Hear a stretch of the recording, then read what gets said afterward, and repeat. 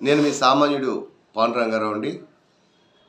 మొన్న చంద్రబాబు నాయుడు గారు తిరుమల తిరుపతి దేవస్థానం ప్రసాదం లడ్డు గురించి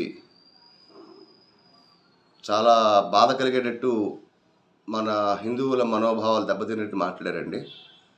అంత పెద్ద వయసు వచ్చి ఆయన డైవర్షన్ పాలిటిక్స్ చేస్తున్నారండి. ఎందుకంటే ఆయన వచ్చిన 100 రోజుల్లో ఏం చేయలేదు, ప్రజలకు ఏం చెప్పాలో తెలియదు.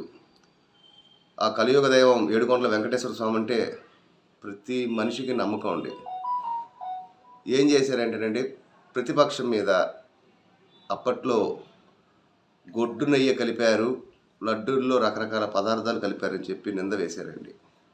నింద వేయటం ఈజీనే, కానీ అది మా హిందువుల యొక్క మనోభావాలను దెబ్బతీసే విధంగా చేశారండి. ఒక్కసారి వాళ్ళు శాంపిల్ టెస్ట్కి పంపించారంటండి. జూన్ 17 జూన్ నెలలో పంపించారు. డేటు కరెక్ట్గా అటు ఇటు అయినా రిపోర్ట్స్ వచ్చాయండి. జూన్లో ఎవరండి అధికారంలో ఉంది? ప్రస్తుత తెలుగుదేశం పార్టీ అండి. మరి వీళ్ళ అధికారంలో ఉన్నప్పుడు పంపించినప్పుడు ఒక సంస్థ దాంట్లో కల్తీ జరిగిందని చెప్పి ఇచ్చారండి. వీళ్ళ గవర్నమెంట్లో వచ్చింది పాత గవర్నమెంట్ మీద బురద జల్లటం, అది ఎంత మటుకు ధర్మం అండి? ఖచ్చితంగా తప్పు ఎవరు చేసినా శిక్ష పడుతుంది. మీరు వేయక్కర్లేదండి. ఖచ్చితంగా దేవుడికి సంబంధించిన మ్యాటర్ అండి. వెంకటేశ్వర స్వామి ఎంత పవర్ఫుల్ భగవంతుడో అందరికీ తెలుసు, దేవుడు అందరికీ తెలుసు. ఖచ్చితంగా ఆయనే శిక్ష వేస్తాడు.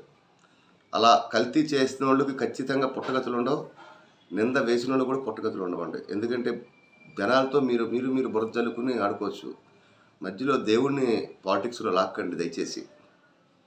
ఎందుకంటే మీరు పెద్దవారు, విజ్ఞులు, అన్నీ తెలిసి కూడా ఏదో టైంపాస్ బురద వేసేస్తే ఈ హిందువులందరూ కూడా ఈ మనోభావాలు దెబ్బతిని పాపం బాధపడతారండి మానసికంగా.